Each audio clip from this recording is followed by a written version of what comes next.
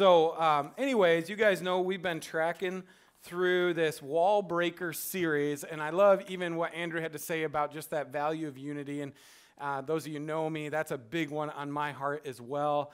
I love the idea of churches coming together, working together, being united. And this wall breaker series is all about not just churches coming together, but us figuring out how to build bridges with people outside of the church as well and stop creating more barriers between us and them.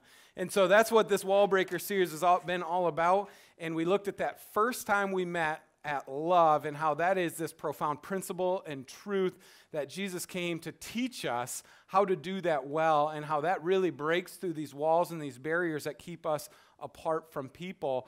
And we looked at that 1 Corinthians 13 chapter, and it really does kind of explain or give you more detail of what love actually looks like. How do you do love? And we've been kind of unpacking that a little bit in our last meeting, looking at time spent, how when we spend time with God and spend time with each other, all of a sudden that's a profound way to show love, but it starts breaking down these barriers because we get to know them, we get to find some things in common, our interests grow together, and ultimately we grow an affection towards them that really brings us together. And this week we're going to kind of spring forward again and look at humility. And do you remember in 1 Corinthians 13, it says, love does not boast, right? There's this whole humility and pride angle in there. And we're going to dive into that because this, as much as anything, is showing us how do we actually live out love. And I believe humility is one of these ways that we live out love and break through these walls and bring people together, unite people together. But before we do that, I'm going to pray and we'll dive in here. God, we thank you for this time together. We thank you for this wonderful space. We thank you for Pastor Andrew and his congregation welcoming us in and for giving them a vision for the kingdom. And we're so grateful and humbled ourselves by that, God. And we just ask that you bless their community, God, that you would continue to minister to them as you are us. And God, we just ask right now that you would teach us through your Holy Spirit what you want us not only to learn about who you are, but how you want that to impact the way we live and love other people, especially as we exhibit humility. So God, we just pray for this now in your Son, Jesus' name. Amen. All right, guys, I mentioned it, but my name's Mitch. I'm the lead pastor here. And I say lead pastor. I'm going to keep saying this because I believe we're creating a church of pastors, because I believe your most profound, influential ministry is the people you spend all your time around, because I really have no business in their life. They won't trust me probably. And so I want you guys to see yourselves as pastors that are on the mission to minister love and care for those around you. And so we are, as I said, looking at this pride and humility dynamic. And what's interesting about this is surely Jesus spoke about it, teaches about it. We're going to look specifically at what a couple things Jesus said and did. But this is not a new thing. We see this kind of topic of pride and humility come up over and over and again throughout the Old Testament as well. And I just did a quick kind of perusal, and there's over 100 references just on a quick of just the word humility alone. That's not mentioning pride in that factor. There's a lot to talk about pride and humility throughout Scripture. And I think it's really important too, and we're going to dive into this, is almost always, especially in the Old Testament, when you see pride talked about, it's almost always correlated with disobedience from God. Humility is almost always connected with obedience. And I think the reason is because when we get prideful, we start believing that we know best and we know what to do even better than God sometimes, and that leads us away from his goodwill, away from his plan for flourishing in our own lives. And so this is kind of the heart of this, but Jesus continues down that path. As I said before, Jesus, because God kept trying to communicate to humans and say, come on, this is how you do it, and humans keep screwing it up, and then he sends his son, said, okay, now I'm going to really show you how to do it perfectly because you're still dropping the ball, and he did, and we still dropped the ball, but we have a little bit more information to work with, so it's always fun and I think really beneficial to go look at the life and ministry of Jesus Christ. And so that's what we're going to do because, as I said, I think pride is a big issue when it comes to division. as I think about some of the things going on right now, we're going to talk about it like the election coming up. That's the elephant in the room here, right? In 2 days, and there's people in this room, and it's not a very full room. People are staying home. There's people at home watching this as well in this church that are going to vote differently. That's real, and that's okay, right? This is part of this is coming together, and I think part of the problem is what pride does to us is we start believing we know best, we know everything, therefore this is why you need to do it this way. This is how pride turns into division. This is how pride often turns into us rebuilding or reinforcing these barriers around us, keeping us apart. And so I'm going to give you 2 examples of Jesus speaking into this and acting into this. And the first one is in Matthew 22:15 through 22. So you may have a Bible. You can open up your phone. It'll be up on the screen. If you're at home, we're having some issues with our HDMI splitter was bad. We got a brand new one. It's bad. So thank you, Amazon. So we won't be able to get that for you, but turn it in there, Matthew 22:15 through 22. It says, "Then the Pharisees went out and laid plans to trap him in his words. They sent their disciples to him along with the Herodians. 'Teacher,' they said, 'we know that you are a man of integrity and that you teach the way of God in accordance with the truth. You aren't swayed by others because you pay no attention to who they are. Tell us then, what is your opinion? Is it right to pay the imperial tax to Caesar or not?' But Jesus, knowing their intent, said, 'You hypocrites, why are you trying to trap me? Show me the coin used for paying the tax.' And they brought him a denarius and asked him, 'Whose image is this? And whose inscription?' 'Caesar's,' they replied. Then he said to them, 'So give back to Caesar what is Caesar's, and God what is God's.' When they heard this, they were amazed, so they left him and went away." So what I think is really interesting, we're going to dive into some more of the political implications. This is my little mini sermonette going into Election Day here. But what the main point I want to try to show you here is the Pharisees. These were experts of Jewish law. They were priest types, and they were coming at Jesus, as it says, trying to trap him. These were people full of pride. They absolutely 100% believed they knew a lot more than Jesus, and they were trying to kill 2 birds with 1 stone here. They were trying to get Jesus in trouble because it says they brought the Herodians. The Herodians are people associated with Herod. Herod was a puppet leader by the Romans. Herod was a Jew, or at least nominally a Jew, but he was hired by the Roman government to rule the Jewish people. And so they brought these Herodians, hoping Jesus steps on his own words and gets nailed by the Roman government. And so they were trying to trap him. They were trying to kill 2 birds with 1 stone, get Jesus in trouble, and maybe send a message to the Romans saying, "We don't really like your taxes." And so they came with all this prideful intent coming in, and all too often, this is exactly in our day-to-day lives how what we experience is somebody comes at us with all kinds of pride. They already know, or at least think, they know better than you. They already assume they have all the right answers, and they're really just trying to pin you or trying to get you to trip on your own words or do these types of things. And so we're looking at this from a vantage point of how do you handle a situation when somebody's coming at you full of pride? What do you do in these situations? And what I like about this is that Jesus, and it helps because he's Jesus and he's God, but it says he knows their intentions. You guys have had experience where when somebody comes at you hot like that, you kind of know what's going on. You kind of know their intentions. And so that first thing that I want you to see is that when people are coming at you with pride is to evaluate their intentions.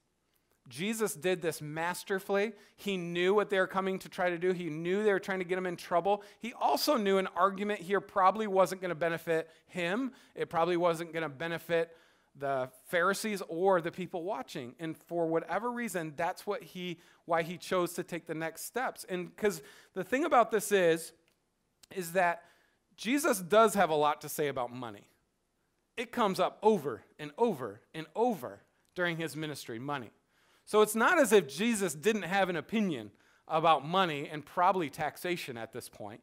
In fact, he probably, if you would have given him the chance, or if the moment would have been right, gave a little bit of a teaching about the dangers of money and the dangers of the Pharisees' attachment to the money, the Romans' attachment to money, but he didn't do that here. Jesus also has some real strong opinions about oppression and putting people into oppressive situations. And this is exactly what this imperial tax was. This wasn't just like sales tax that everybody had to pay. This imperial tax was actually the tax for non-Romans. And so this tax, and this is why the Pharisees were coming at him a little bit, is because they were sick of paying the tax. As a non-Roman and an ethnic Jew and a religious Jew, they would be paying this tax and other Romans weren't. And I'm sure they were fed up with it. So they were coming at this from a perspective, the Pharisees, this two birds with one stone, trying to get Jesus to argue, because they know Jesus is pretty good at this, to argue against taxation because they don't like it. Jesus doesn't talk about oppression here, which I think is really interesting because he does in plenty of other places. And so what that tells you here is the second part. When people are approaching you in pride, don't pick a fight. Jesus didn't pick a fight here. He wasn't passive. We see other moments where Jesus chooses passivity. He wasn't passive here, but he didn't pick a fight either. And in fact, he goes and has maybe some, it's hard to know exactly like how Jesus said, don't be a hypocrite. But that's not a nice word, right? At least from our vantage point. So he wasn't passive here, but he was very brief and said, you hypocrites, and then basically goes on to say, give to Caesar what is Caesar and God what is God's. And what does he do here? He chooses his words very carefully. By saying give to Caesar what is Caesar, he does not get himself in trouble with the Romans. And do you think it's because he doesn't have a view on that? I'm sure he had a view on that, but that wasn't the moment to speak about that.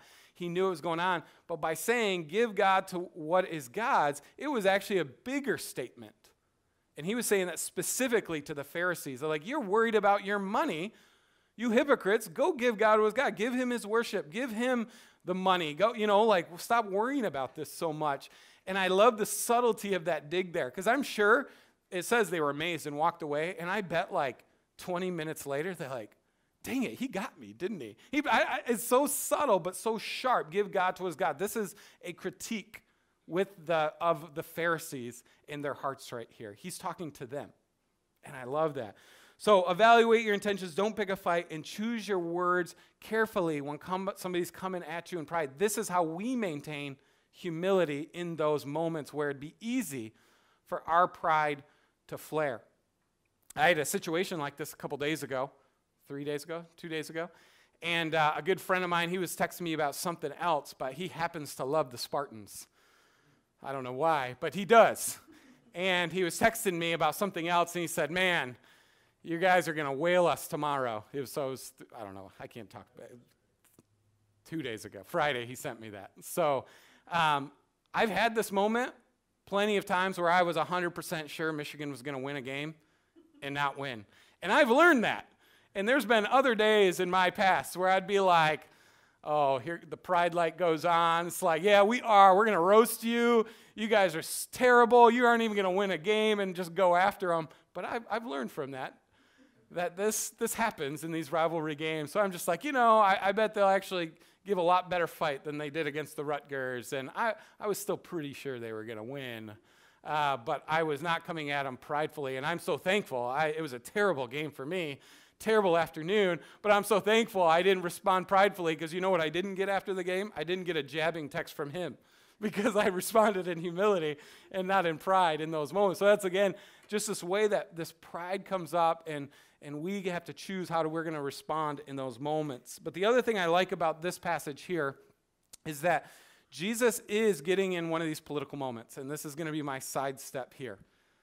We have an election, a very important election, and we keep seeing, it seems like every 4 years, an even more controversial election, and I would have guessed last election would have been the most controversial election. Now I'm thinking it's this one, so that's a sad state of affairs for our nation, and I lament that that's our reality right now. But I would also be, I do not want to walk away from this opportunity to speak into this. And so what you see Jesus doing here is Jesus is around these Herodians, people that could literally get him in trouble. So there is probably some element of self-preservation here, choosing his words wisely. But I honestly believe, because Jesus said it when he says, give to Caesar what is Caesar's, he's choosing obedience and he's choosing submission to authorities. And we see this picked up in his teachings later throughout the New Testament as well. We see it in James, we see it in Peter, and we see it, of course, in Paul, who speaks a lot. But he says to them, Paul says this in Romans, and in 1 Timothy, he says, submit to your authorities. And he says, because God put them there. Not because you agree with them, because God's in charge, and he does what he wants to, and it may bug you that it's not the way that it worked out for your perfect situation. This is where our pride comes in. We know better than you, God. Why wouldn't you put this leader in?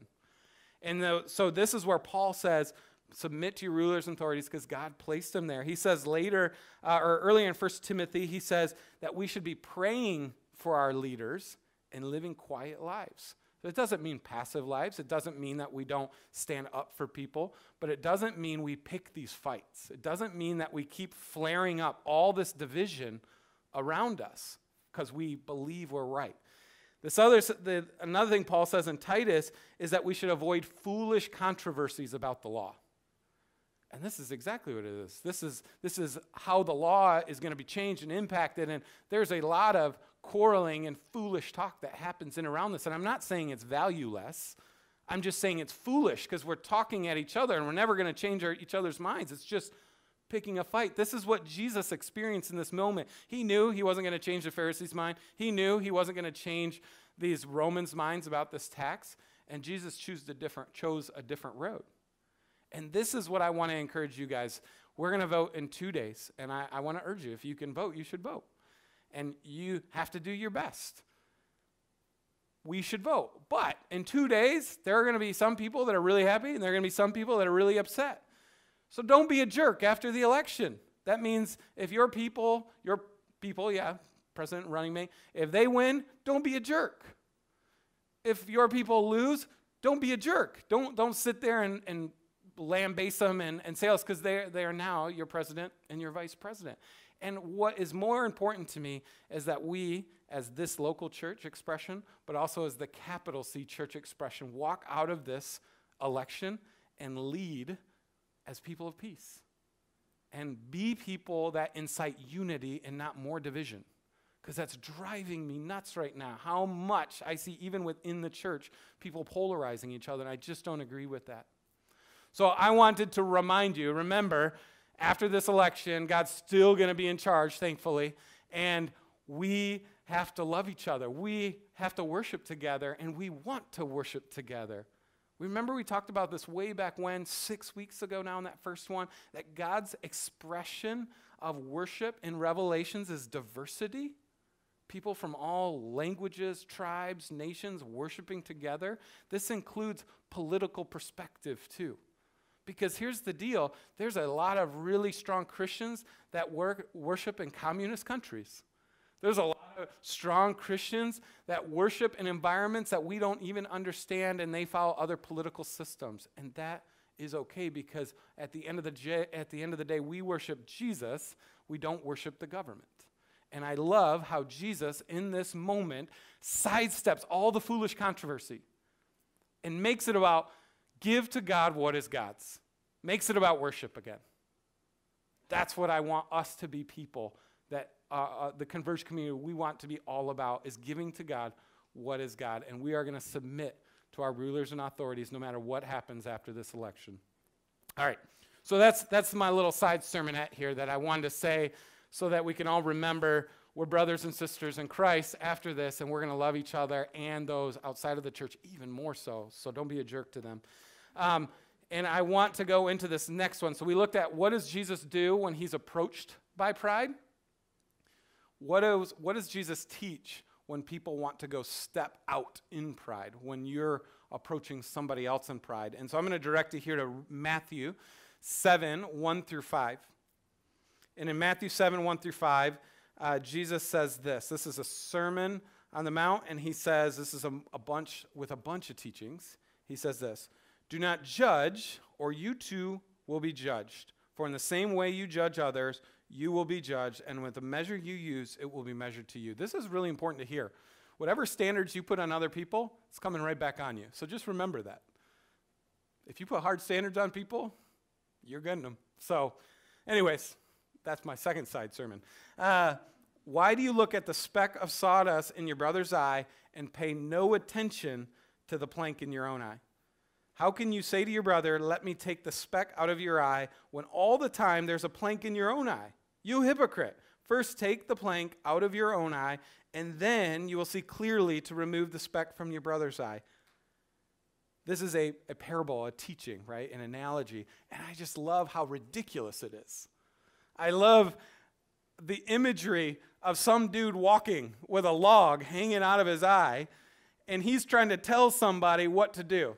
Hey, you should not be watching that on TV. Hey, you should not be saying that. Hey, you should not be doing that. He's walking around with this log in his eye. And what I love about that is just ridiculous that he doesn't know it. And I love the other ridiculousness is the person watching him is probably like, what? Do you see that? Are you talking to me? And this is why Jesus gives that you hypocrite word again. Interesting, it's in both of them, right? Is that it's the ridiculousness of you thinking you know exactly what another person should do, and the ridiculousness of a person hearing that and not buying a word you say because they see the plank hanging out of your eye and you don't. And so they don't really value what you have to say at all. This has to go back to integrity and all that. And so this is a great teaching on when we are full of pride, when we think we know all the right answers, when we have all the right answers, how do we act here? And Jesus gives us very clear instruction what we should do when we're tempted. And believe me, we're often tempted to live like this. We tell people what they should do with their lives.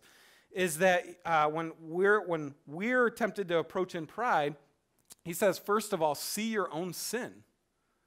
Realize what's going on in your own life. This is why in our huddles it's so important to us that we do that reflection thing all the time. Not that your buddy in the huddle points out all the garbage you're doing, because that would be that plank pointing, right? Or speck pointing, I should say. But that we ask questions to try to draw a person out to do that reflection, to see their own sin, their own problems, their own disobedience. Then the next thing is Jesus saying basically, deal with it. Pull out the plank. That's what you have to do before you say another word to that person, or before you ever say a word to that person. Pull out that plank. You know how hard that might be? Imagine what you might be dealing with that's causing you to say what you're saying. This might not be a quick thing of like, oh, well, I'm talking about this person and how they're parenting in a way that I would disagree with. And then meanwhile, they're looking at you and seeing this plank in your eye, which might be, like you have this super bad anger problem.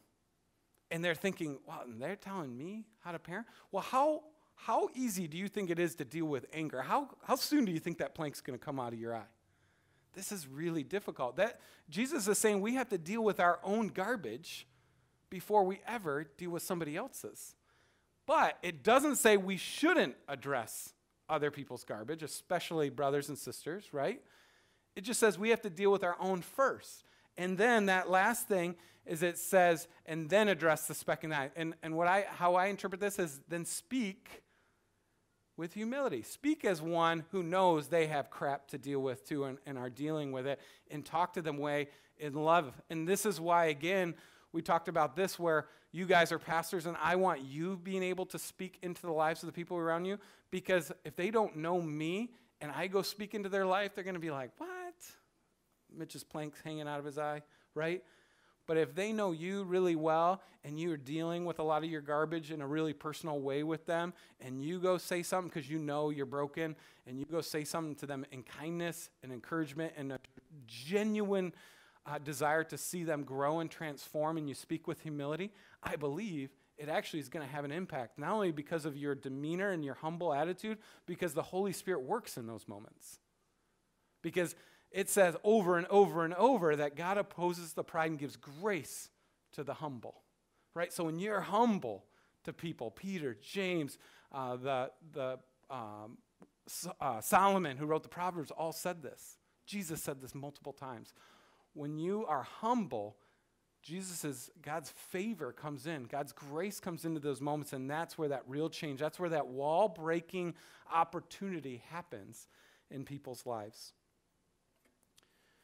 So this is what I want to end with here. This is my challenge for you guys, is I want you to start thinking through what are those moments where you're either not reacting well when people are approaching you in pride, and what are those moments when you're approaching people in pride, and there might be a few of them coming up this week. And how can you shift the way that you live out humility as opposed to the pride that maybe you're tempted into? And so how can you become, ultimately more aware of your own limitations, your own brokenness, your own need for growth? How can Jesus better be manifested in you so that others will see that grace or humility and experience that grace? And what I want to challenge you with this week is when people are approaching you like the Pharisees did and want to win or want to kind of trap you, how will you react in those moments? And when you're ready to tell somebody about the speck in their eye this week, and especially if it's political, or especially if it's about COVID, or especially if it's about Michigan football, don't come at me. What are you gonna do when you feel tempted to do that? And how are you going to allow humility to garner that favor and grace in the lives of the people around you? So this is what we're going to do. The band's going to come up here in a second. I'm going to keep talking. Or you guys can come up now.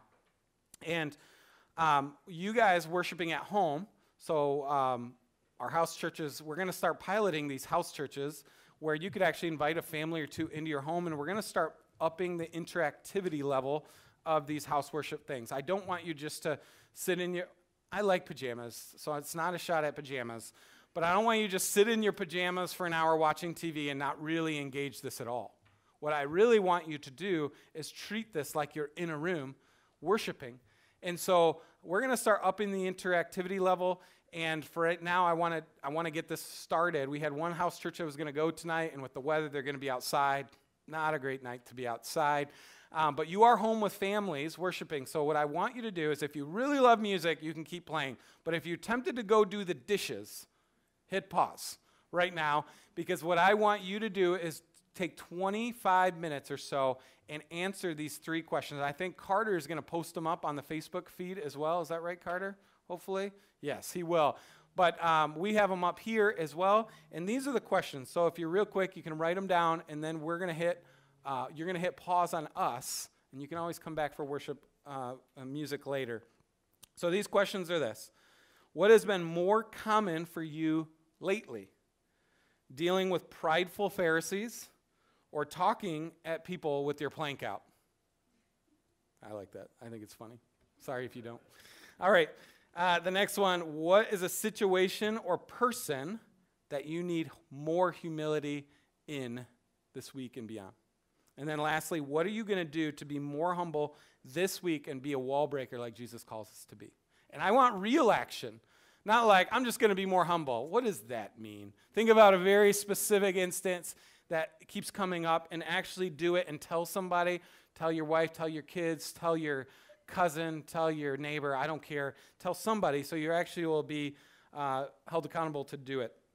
So those are your 3 questions. Carter's posting them up there. You guys hit pause, and we're going to continue here worshiping in music. So for you guys at home, have a great night. We love you. We miss you, and we will see you soon.